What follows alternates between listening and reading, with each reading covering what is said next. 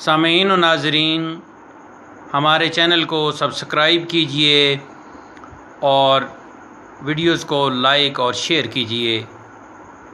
جزاک اللہ۔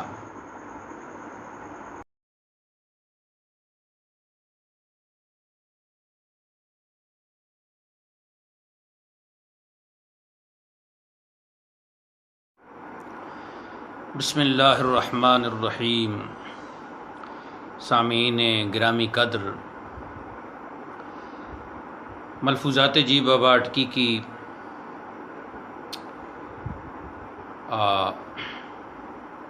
خواندگی اور مختصر توضیح کے حوالے سے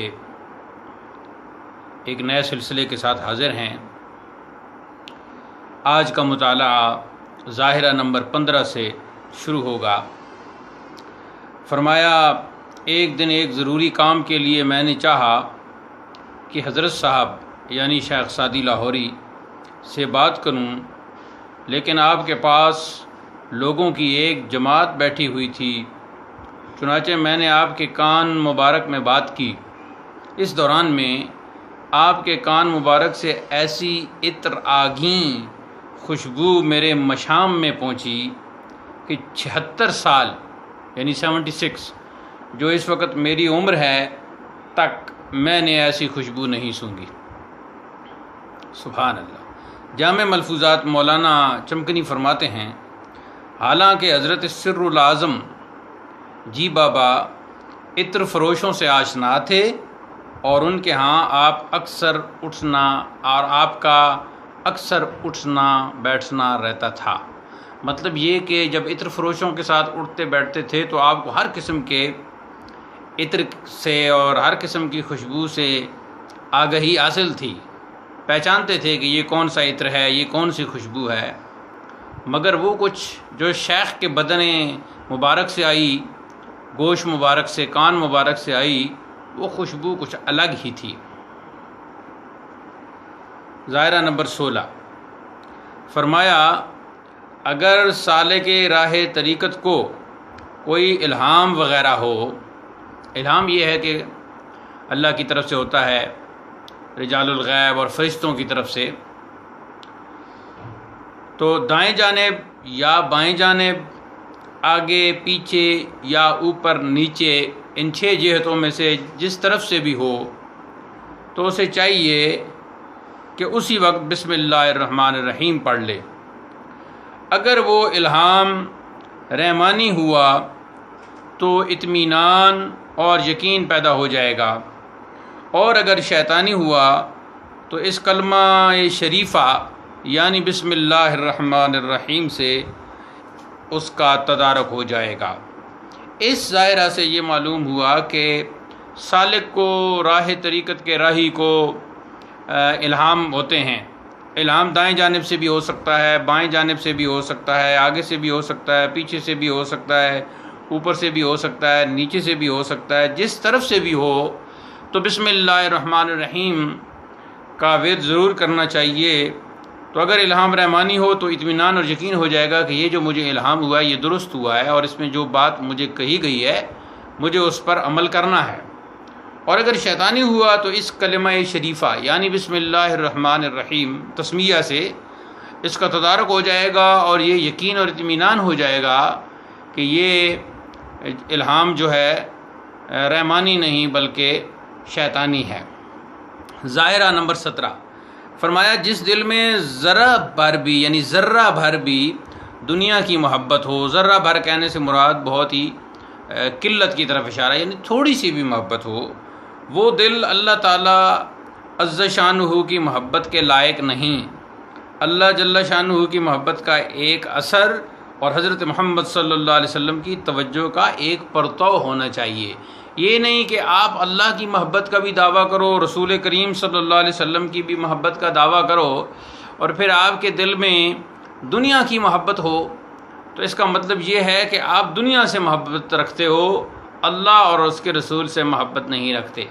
اس کا مطلب یہ بھی نہیں کہ دنیا داری چھوڑ دی جائے، بلکہ دنیا داری تو زندگی گزارنے کے لیے ہر حال میں ہوگی۔ اس نے تو جتنے امور دنیا داری سے تعلق رکھتے ہیں وہ سر انجام دینے ہیں، لیکن وہ اس طرح کے امور دنیا بھی سر انجام دیے جائیں، لیکن یاد خدا اور یاد مصطفیٰ سے غفلت نہ برتی جائے۔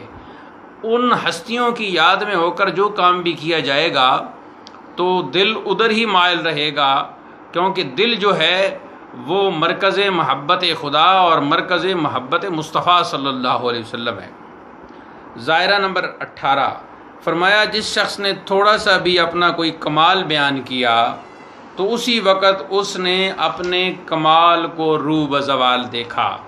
کیوں؟ صوفیاء فرماتے ہیں کہ آپ کے اندر جو بھی کمال ہے، جو بھی کرامت ہے، وہ اللہ تعالیٰ کی خاص عطا ہے، وہ اللہ تعالیٰ کی خاص عنایت ہے۔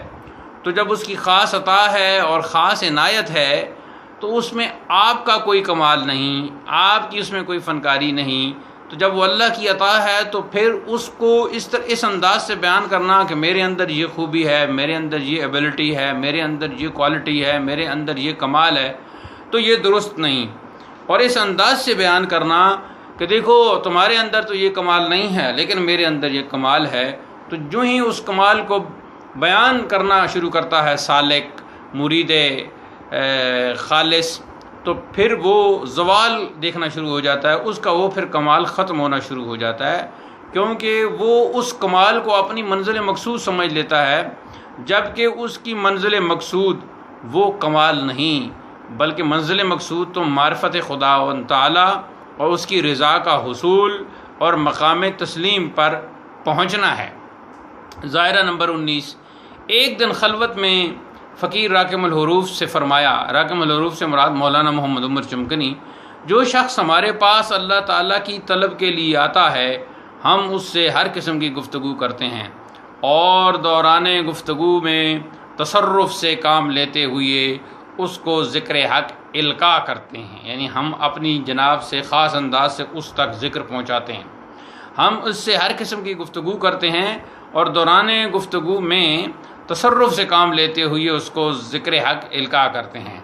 اگر وہ اس قابل ہو، یعنی ذکر حق کو اس کی جو یہ توجہ ہماری جو ہوتی ہے اس توجہ کا حامل ہو سکتا ہو، اس قابل ہو اور استعداد کامل رکھتا ہو تو اس کو پا لیتا ہے۔ جو ہماری توجہ ہوتی ہے اور جو ہم القاء کرتے ہیں اس کو پا لیتا ہے۔ القاء یلقی، القان کا مطلب ہے پھینکنا، ڈالنا کسی چیز کا، گفتگو کو بھی جو ہے وہ القاء سے تعبیر کرتے ہیں۔ اس سے لذت گیر ہوتا ہے اور روز بروز اس کے کام میں ترقی ہوتی چلی جاتی ہے۔ کام سے مراد یعنی اس کا جو روحانی درجہ ہے اور جو روحانیت میں وہ آگے جا رہا ہے وہ مراد ہے۔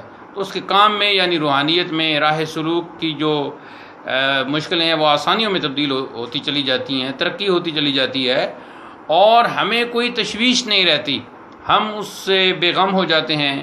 اور اگر اس کی استعداد میں کمی اور نقصان ہو تو ہم اس امر کے محتاج ہو جاتے ہیں کہ اس کو طریقہ کی تعلیم کریں، مکمل تعلیم کریں اور اس کی طرف متوجہ ہوں اور اس کے لیے مراقبہ کریں۔ تو یہ دونوں صورتیں ایک سالک کی حضرت شیخ نے بتا دیں کہ آنے والے جو ہیں وہ مختلف ہوتے ہیں، ان کی طاقت و ہمت مختلف ہوتی ہے، ان کی استعداد مختلف ہوتی ہے، ان کی قلبی کیفیات مختلف ہوتی ہیں۔ تو جتنا صاحب اخلاص ہوتا ہے، اخلاص اور محبت کا جو ہے وہ اس نے جام پیا ہوتا ہے اور اس اساس پر اور اس بنیاد پر آتا ہے تو وہ زیادہ اپنی استعداد اور اپنے ذوق و شوق کی وجہ سے جلد اس القاء کو اور اس توجہ کو قبول کر لیتا ہے، اور جس میں کمی ہوتی ہے، استعداد کی کمی ہوتی ہے، تو ہم پھر خود مراقبہ کرتے ہیں، ہم خود اس کی طرف توجہ کرتے ہیں۔ تو چونکہ حضرت جی بابا اٹکی نقشبندی تھے تو نقشبندیہ سلسلہ کا ذکر میں ایک خاص طریقہ ہے، تو اسی خاص طریقہ کی طرف اشارہ ہے۔ آج کی نشست میں جو اگلا ظاہرہ ہے، ظاہرہ نمبر 20، فرماتے ہیں کہ ایک دن سر العظم حضرت مولانا جی بابا مسجد کے اندر تنہا مراقبہ میں مشغول تھے۔ فقیر راکم الحروف مسجد میں آیا، آپ نے سر مبارک اٹھایا اور فقیر کی طرف متوجہ ہو گئے۔ یاد رہے کہ یہ جی بابا اٹکی کی مسجد جو ہے دریا سندھ کے کنارے تھی، اب بھی مسجد ہے، اب اگرچہ نئی مسجد ہے لیکن یقیناً پرانی مسجد بھی اسی جگہ ہی ہوگی اور اس کو نیا کیا گیا ہے، اور ساتھ ہی آپ کا مزار ہے۔ اور سر اٹھایا، مراقبہ سر مبارک اٹھایا، فقیر کی طرف متوجہ ہو گئے چونکہ میرے آنے کی وجہ سے آپ نے عالم استغراق سے اپنی توجہ ہٹائی تھی. اس سے پہلے آپ عالم استغراق میں تھے، مستغرق تھے، تجلیات خدا بندی میں محو تھے.